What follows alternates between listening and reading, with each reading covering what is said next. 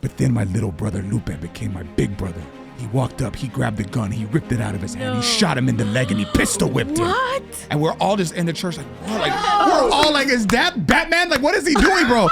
I can't be paying for the ex's stuff and get into a new relationship. That's crazy. So I paid off the car and I let her keep it. Tino, way. I know what our listeners And are... then she called me a love bomber after. Give me the car back.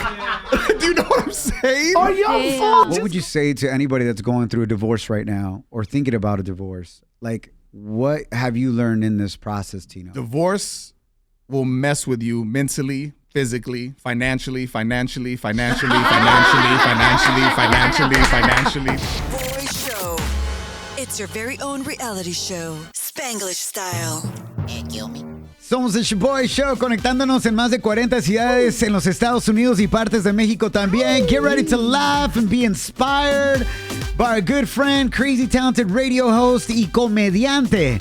He's currently headlining his own The Love Bomber Comedy Tour. Yeah, man.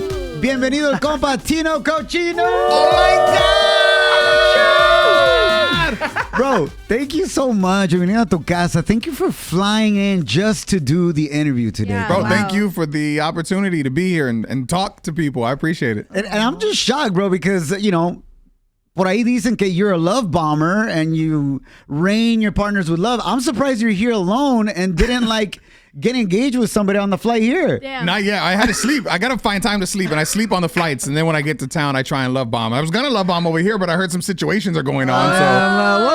What? Love bomb me. He already did. He brought us some pan. I did. Con prima Yeah, Vane. he was like, okay, I know how to get the gordis. Bring us some pan. No Pan dulce. wonder he brought the pan dulce and donuts. Venga de ahí. Oh, yeah, carnal. So congrats on the Love Bomb Comedy Tour. Thanks, man. This week, you're hitting up Ontario, Burbank, Fresno, and Bakersfield all this week. Yeah, man. Go to tinocochino.com. Get your tickets now. Absolutely hilarious. Y para los que no saben, carnal, break it down for us.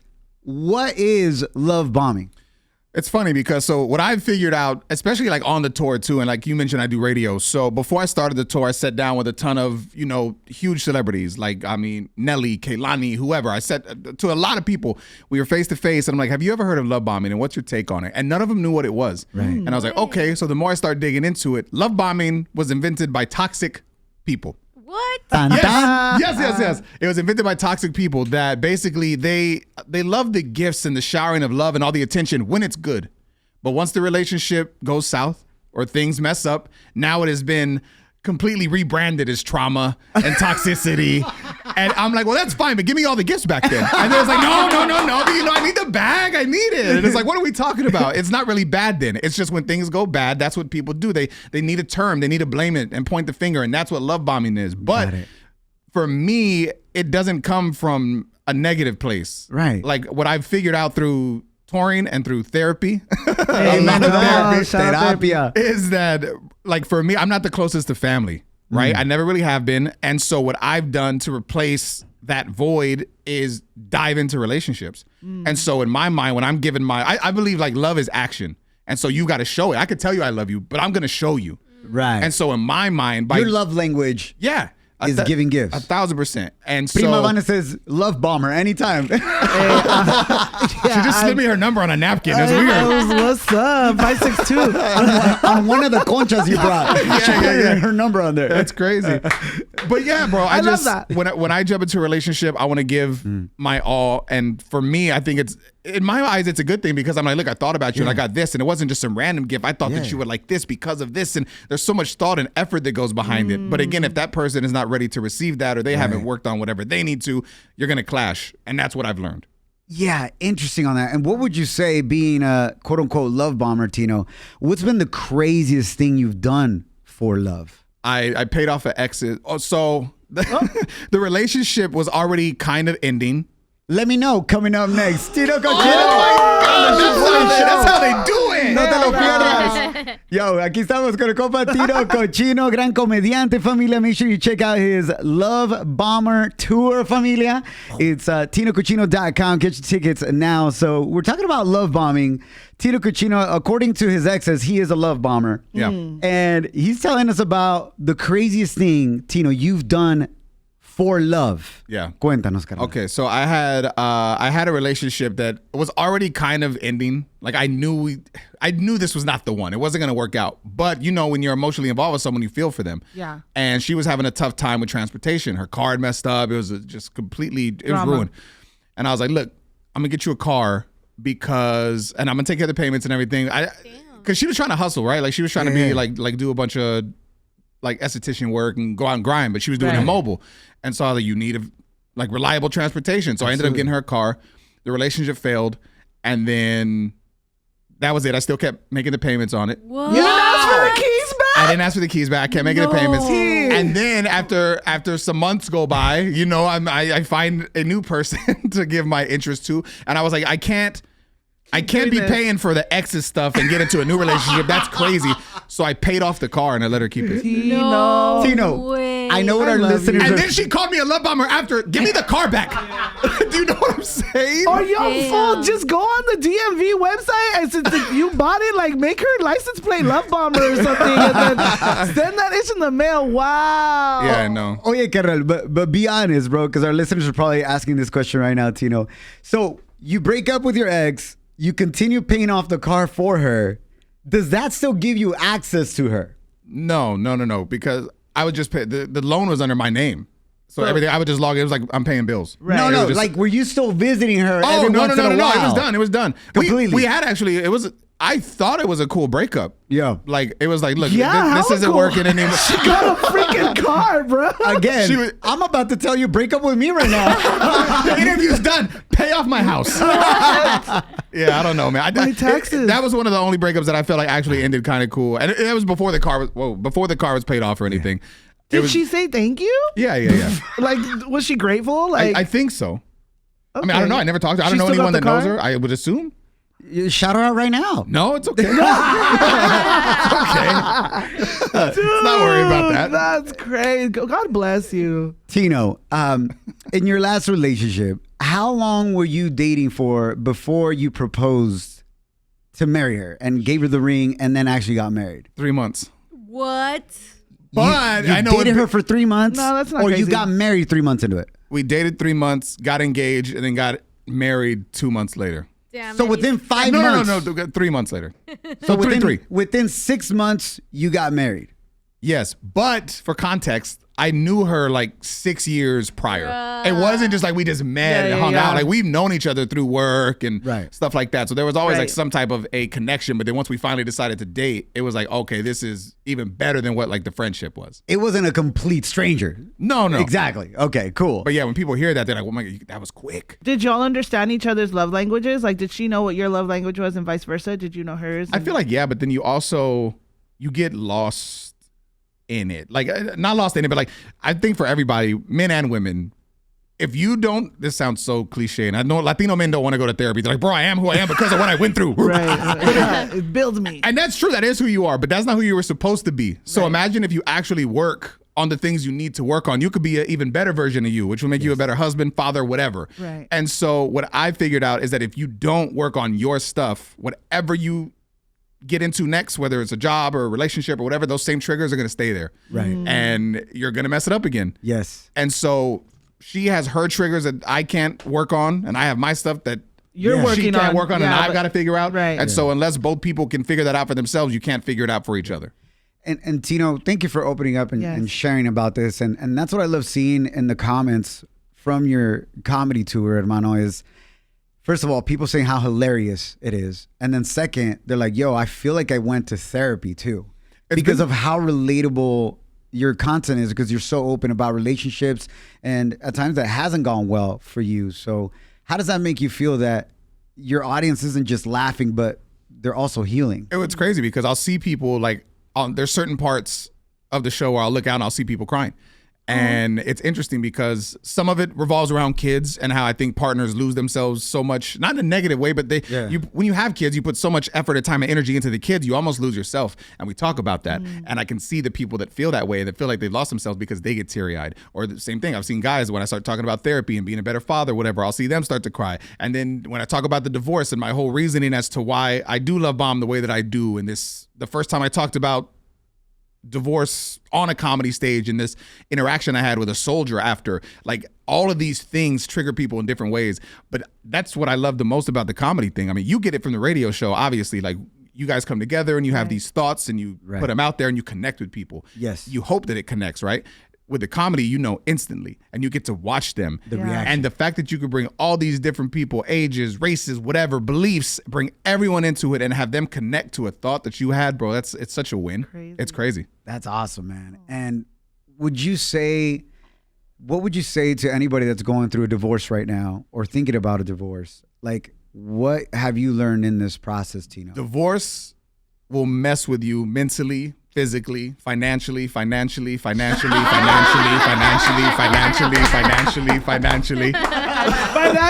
So just if you can work through it.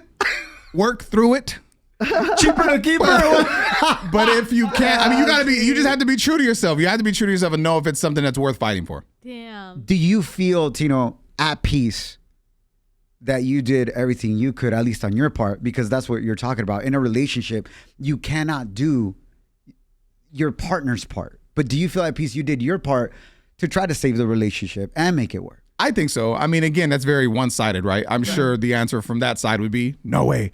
Well, let's call her real quick. Okay, great.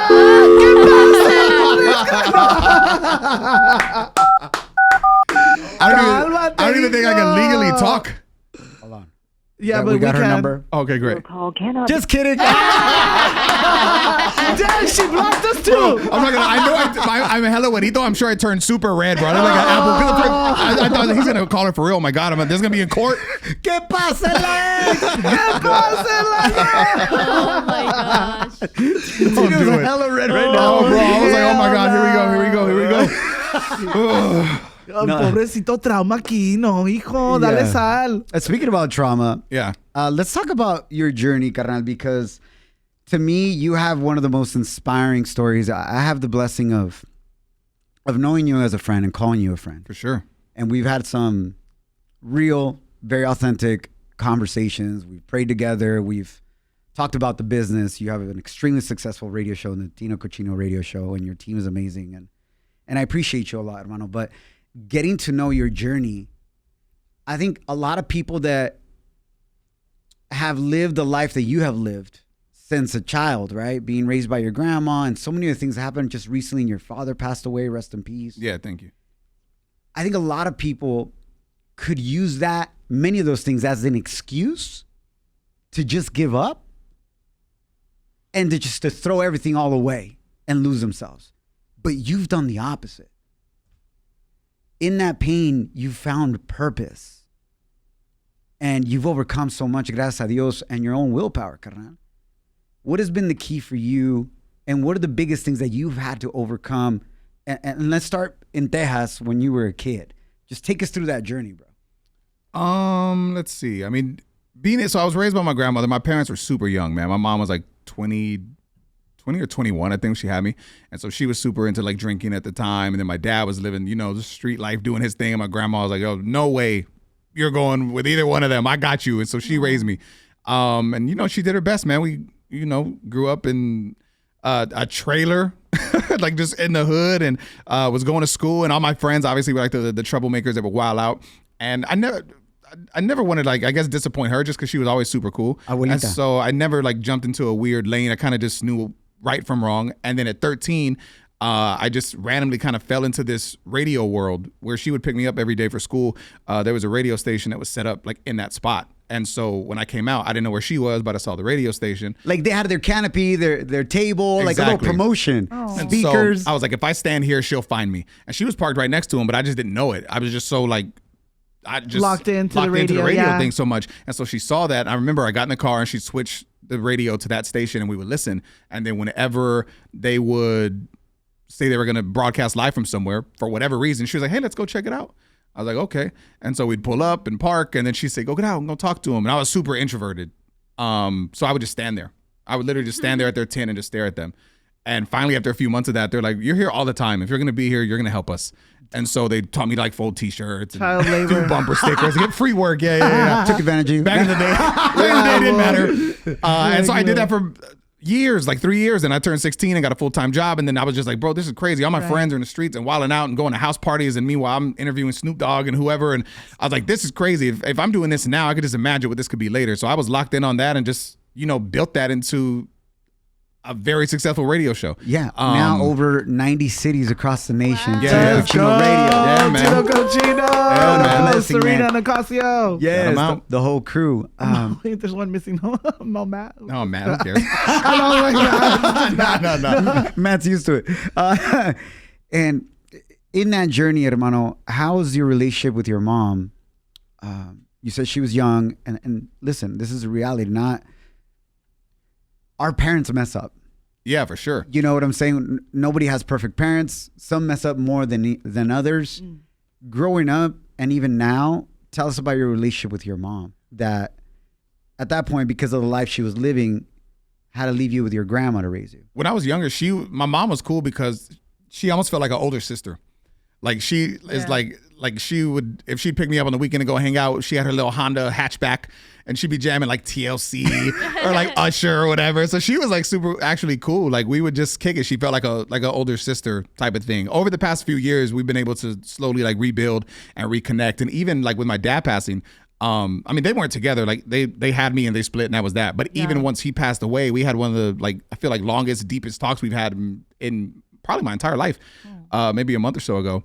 And it was really cool just to I'm already planning for like next year's tour, and a lot of it's going to be family based. And what I've like learned upon my father passing is that a lot of us don't really know who our parents were before us. We know them as our parents and that's what they've been, but who was the man before? I had no idea. I mean, I knew my dad was like kind of wild or whatever, but at the funeral, his brother, it was crazy to see because he's aged, he's almost 70 years old. Right. And he wanted to pay his respect. So he walks up to the front of the church and he has his cane.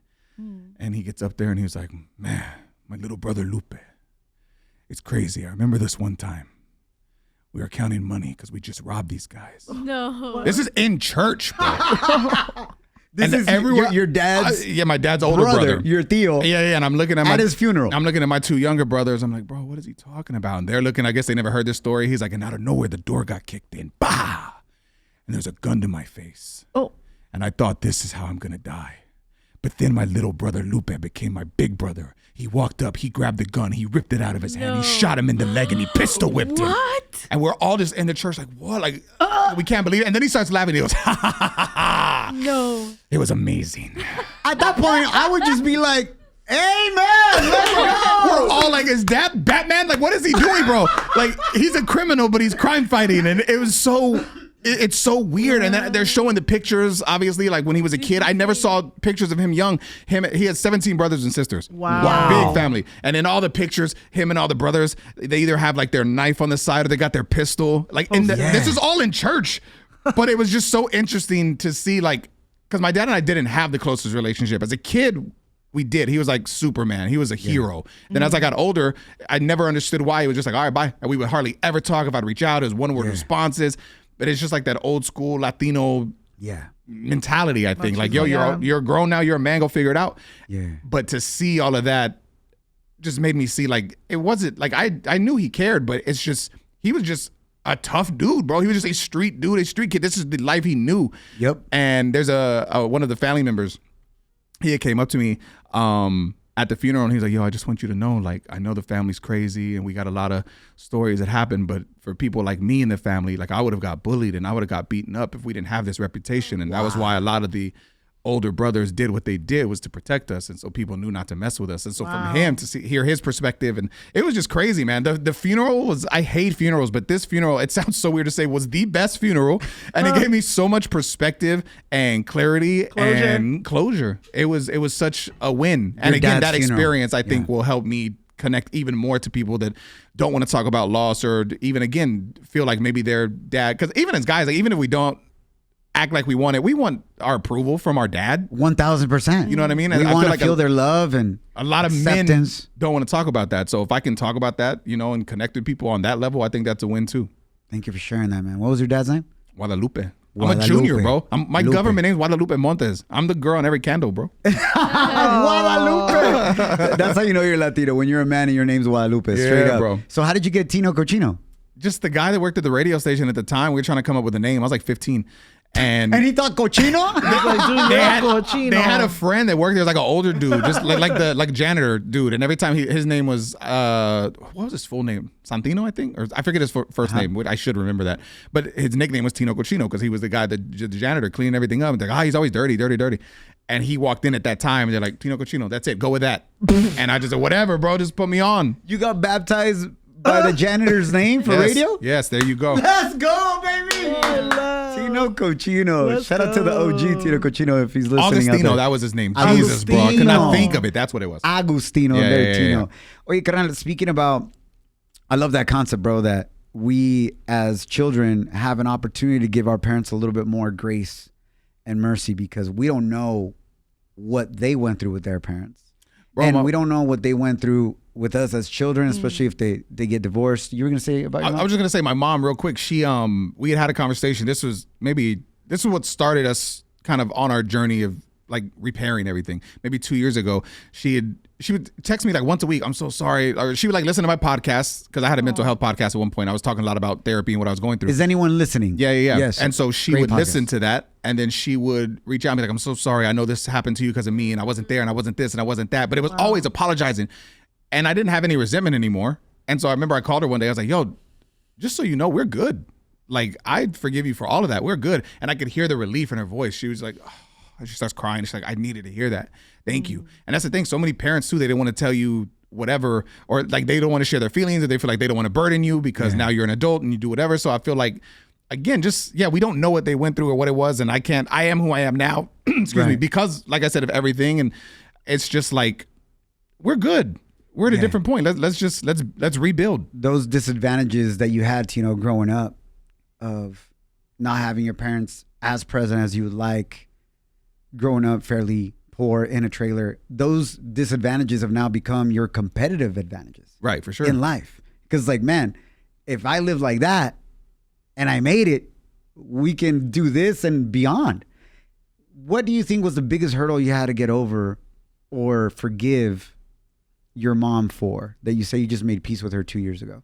It wasn't even something my biggest thing was always just like no one I felt like ever would reach out to be like, so I left home when I was 17 to go like chase my radio dreams. I was like, I know I can't do it in this small town where I'm from. I got to bounce around and go to this city. And back in the day, you wouldn't syndicate a show like this. You would have to go city to city. And I mean, you know this. You go city to city and get your stripes and learn and grind and connect and network. And that was what I had to do. So I moved from Lubbock, Texas, which was my hometown, to San Antonio, Texas, and San Antonio to Burbank, and then Burbank to Bakersfield, and Bakersfield to Phoenix. And that's just kind of what you had to do. That's the radio way. Throughout that entire time, I never had family come visit me. And I was like, do you not care about your kid? Like, I know I'm aging and I'm getting older. I can take care of myself, but you still want to know, like, you don't care. You guys don't call. You don't check in.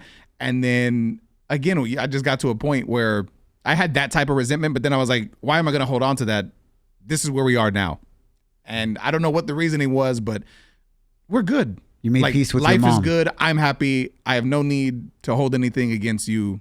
And you're trying, you're putting effort. Again, love is action, and you're showing action. So if you can do that, then why do I have to hold on to a grudge? Yeah. So speaking about your mom, Donna, we reached out to her. Why do you do this? Oh, Donna. I saw your concrete interview. Why do you do this? We reached out to her and told her you were going to be here. Yeah. And asked her to share some words with us about you. Okay. And she never got back to us. My mom. That makes sense. Oh. That's it. Cool. Good interview, guys. No, just kidding. Here's what she says she loves the most about you, bro. He's so strong, he's smart, he's capable, even when facing failure or challenges. He's my first and only child, so he's a part of me no matter what. I will love him with everything I have forever. First of all, she wrote that out because she read it. So I don't think it was from the heart. I don't think it was from the heart, Mom, and it makes me upset. And I'm angry all again, and we're going to have to rebuild. Therapy out the door. Maybe this will help. Okay. Your mom, Donna, also shared what she's most proud of. What moment in your life she's most proud of? Oh, interesting. All right. Can you guess what it is? Man, no. I don't know.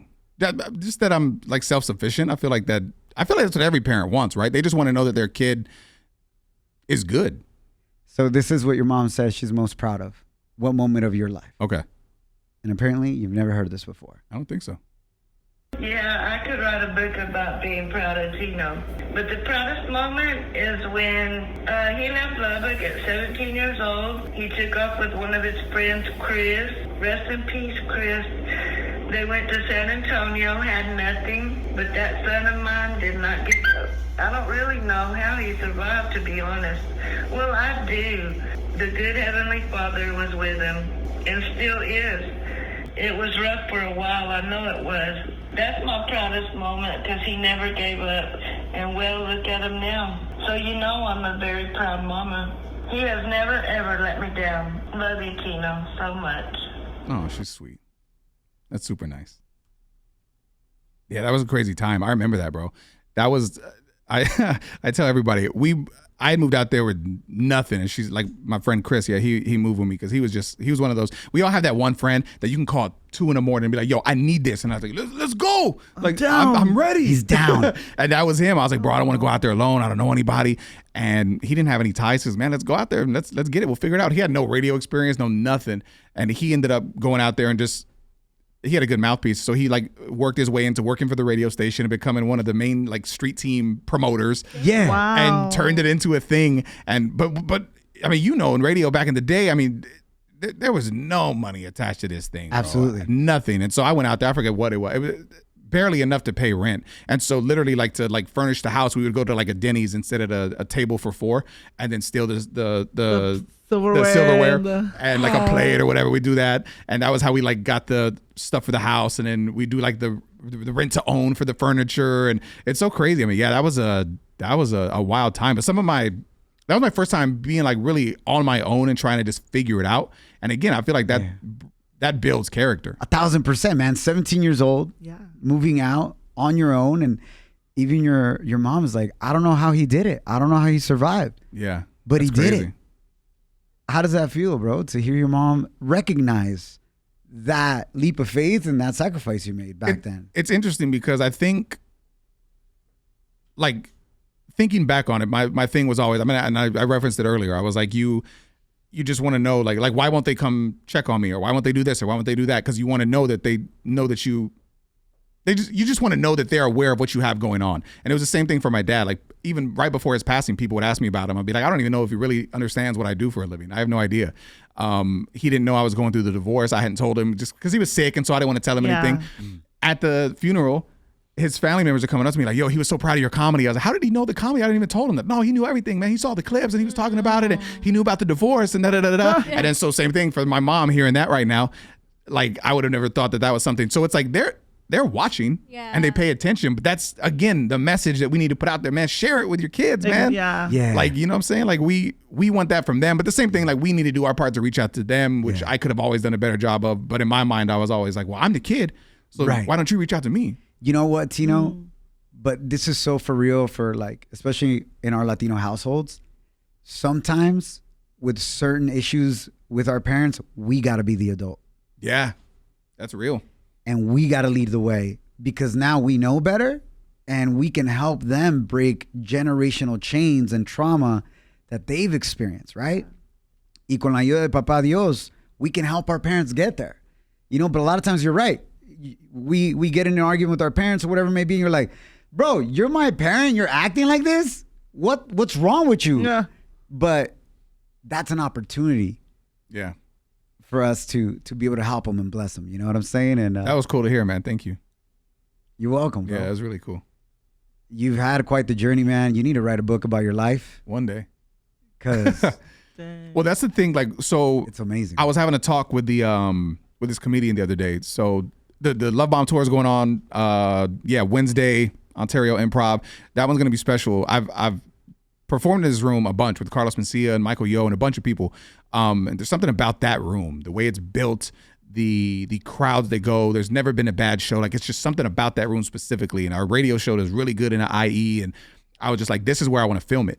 And I'm gonna release it at the end of the year. Wow. I don't know where. I mean, not like Netflix or anything. We're not popping like that. Probably free on YouTube. But you're on Tubi? maybe Tubi. Tubi. There's some crazy stuff on Tubi. I could get on Tubi. Yeah. Don Cheto's on Tubi, bro. You can get on Tubi. Let's go. Shout out to Don Cheto. But we need to get on Tubi. Yeah. But it's just one of them things, like, in my mind, like, the reason I was telling the comedian, like, bro, I'm gonna film it. You should come out. And he's like, oh man, don't film it. Don't put it out yet. Like, you've only been doing this for 2 years.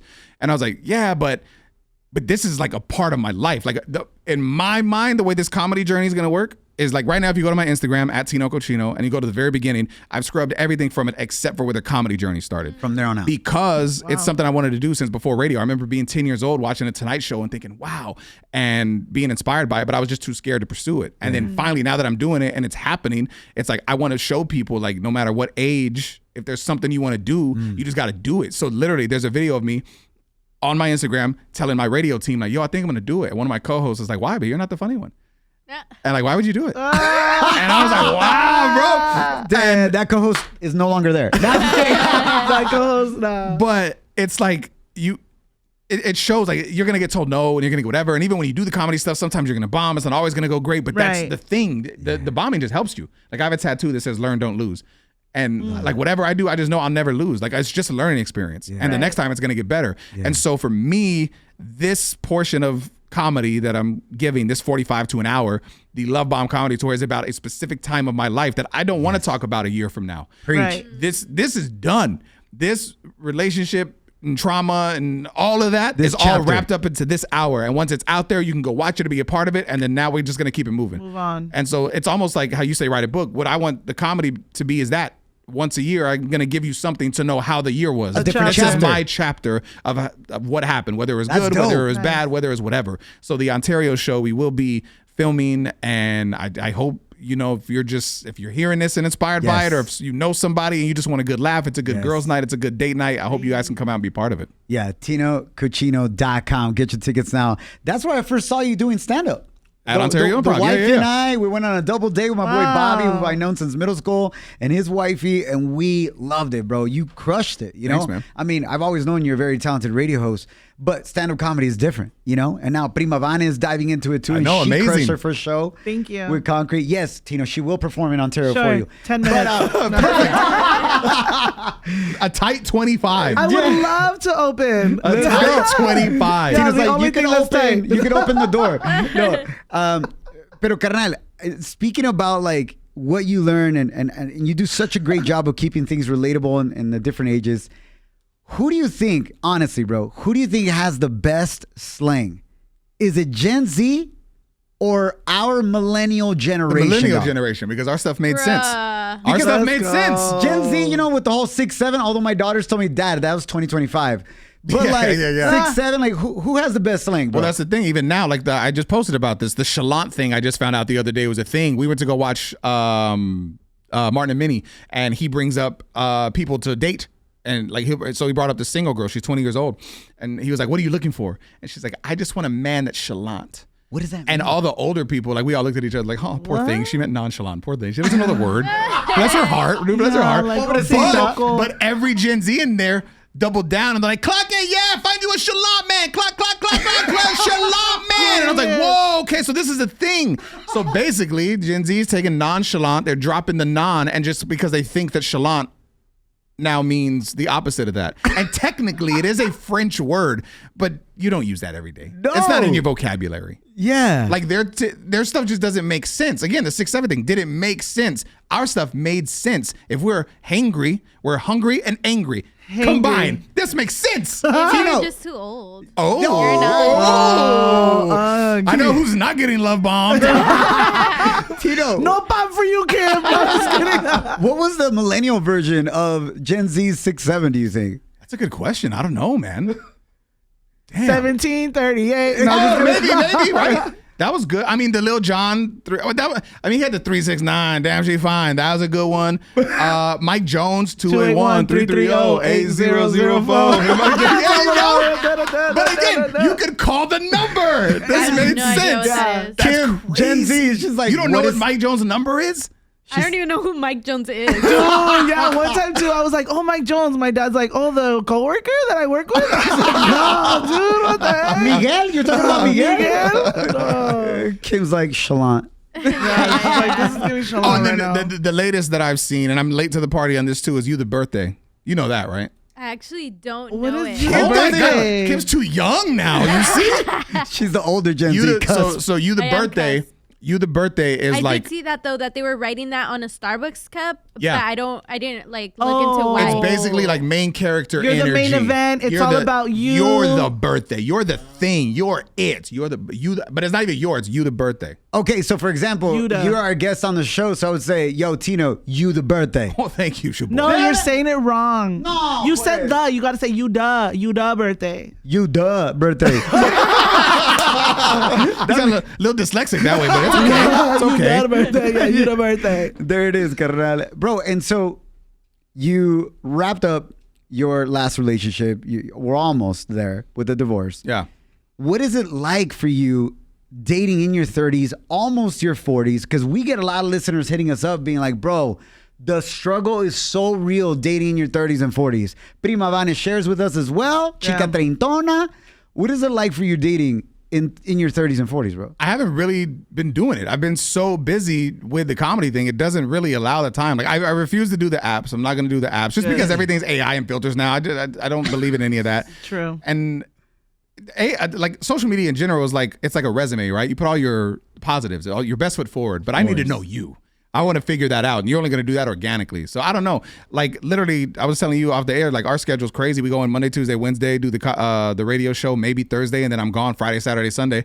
And then I try and catch up with sleep in between. Damn. So there hasn't really been dating like that. Yeah, and then whoever comes your way, like, definitely is gonna have to be understanding of what you do for work, your comedy. Well, think when you date, most All of the of time, it's weekends, right? I can't even what? do it. What is that? No, I'm just kidding. Yeah, like, I'm not, like, we're not Prima Vane, is it? I don't know. Is it? You tell me. Y'all tell me first. You need to stop this. I need more confidence because you the birthday. Oh, you the birthday! You Come the on, birthday. somebody need to come and blow out my candles. Oh, She's a cake. Someone needs a cake. Let's spin. No, I was gonna say, I'll blow it out, but I get spitty. Charpea un poquito. Se vale, se vale.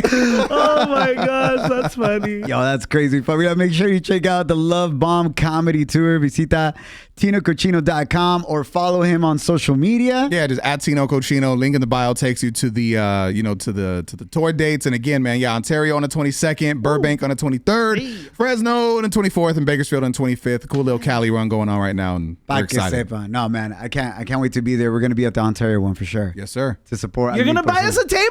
Team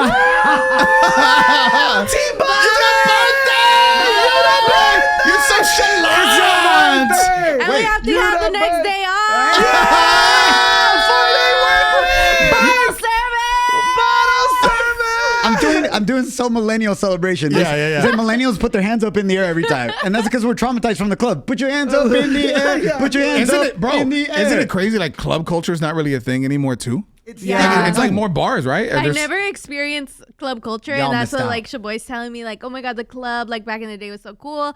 But yeah, I feel like I definitely experienced like bar culture. I've got a 25-year-old friend that tried to take me out for a guy's night, and it backfired so bad because his idea of a guy's night was just the worst, like, autistic farmer's market experience. And so, like, I took him out to show him how we used to get down. And Dude, the last time I went to Phoenix, he wasn't even like partying. I think I pulled up to like a restaurant, and I think I came to the airport drunk. oh, you did go for the brunch. I went to the Oh, my brunch. God. And that was just like a day party. Yeah, we were in Phoenix for an event. Prima Vane met up with Tino Cochino at a brunch that you were DJing because you're also a very talented DJ. What can't you do, bro? Yeah. So you were there, and then you got Prima Vane hella lit during the brunch. That brunch used to be wild, bro. We met up at the airport, and I was like, yo, I'm used to seeing her on gummies. Like, that's normal. I'm like, this is a different type of vibe Who is right now. The birthday. Judah birthday. She wasn't even working with us for that long already at that point. You made a bad impression. No, I give him content. I let him know why they hired me. No. Great impression, dog. No, I love it, carnal. What's next for you, Tino? What are you excited about, carnal? Bro, just this tour, man. I'm so excited about it. I'm also on the road with Carlos Mencia, so I'm balancing 2 tours at the same time, which is crazy. Just trying to see where this goes, man. You know, like I guess I see all these people doing the Netflix as a joke fest, and I'm like, all right, bet that's a goal for next year. Like, I want to be on one of these featured shows somewhere. So I'm just, trying to figure it out. I got this dating podcast I'm about to drop. It's called Laugh at Love, and it's basically just talking about dating horror stories, and it's not a positive relationship at all, or not a positive podcast. It's about the red flags and the bad things we've experienced in dating. And then also too, I have a very strong female following, and so I'm asking the female followers to reach out if they actually want male perspective on if you're going through something in a relationship. I'll tell you what it is, unfiltered. Like, yo, this is what he means, or I'm kind of breaking guy code, but the guys don't support me like that anyway. It's the ladies, so let's go. They're not the ones paying for the ticket. Exactly. Or maybe they are, but it's because their girl told them to. Yeah. Man, well, we appreciate you hanging out with us, carnal. I'm super proud of you, bro. Thanks, man. Thank you for being a great friend. And I know that you're always there for us when we need to talk, whether it be life, business, or just whatever it is, bro. Or get drunk. And that. Blow out the candle. But, bro, you know what I love the most about your journey, carnal, is that you're already an extremely successful syndicated radio show host. And you still wanted to do comedy. Like, you didn't have the need to do anything else. That alone would have been amazing, right? But you're like, why not? And I love that mentality, bro. I just feel like there's always more, right? Like, I never want to be...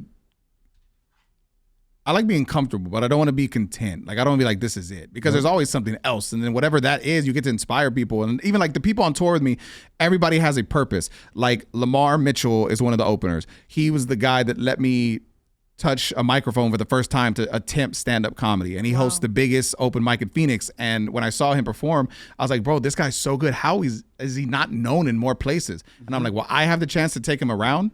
Let me do that. This other guy, Jorge Ruiz, he's on the show. He's the host. He's great at crowd work. He's phenomenal. He was one of the only comedians in Phoenix that didn't look at me sideways when I was like, yo, I want to do comedy. Everyone else was like, oh, you're the radio guy. Why would you do it? Yeah. Get out of our space. Yeah. This is not your lane. Jorge was just like, bro, if you're funny, you're funny. And again, he's so great at the crowd work and what he does. I'm like, how is this guy not known? He's been doing comedy 20 years. All right, you're on the road with me. And then I've got Kaylin, who is Carlos Mencia's road manager. But that happened when he got hired right when I started going on the road with him. So we've seen each other go up there and kill in front of, 3,000 people at a theater, and then bomb in front of 200 people at a club. And we've seen the whole journey. And he's this Filipino Gen Z kid that plays the ukulele. It's just such a different perspective. Yep. And so I'm like, everybody fits a role. It's not just people that aren't funny or people that whatever. Like, these are all people that have had an intricate role in me trying to do this. So again, it's all part of the journey and documenting it. And so when you come out, you're going to laugh from the beginning until the end because everybody is phenomenal at what they do. And again, they might not be on the road doing this if I wouldn't have decided to do this tour. So if I can keep helping people and same reason why you're having me here today. You don't have to do that, but you see something in me to share your platform. Like, absolutely. It's a beautiful thing. And same thing. I feel like that it reciprocates. You know what I mean? Absolutely, carnal. And I think we have an opportunity as Latinos because when you get comfortable, you stop growing. Yeah.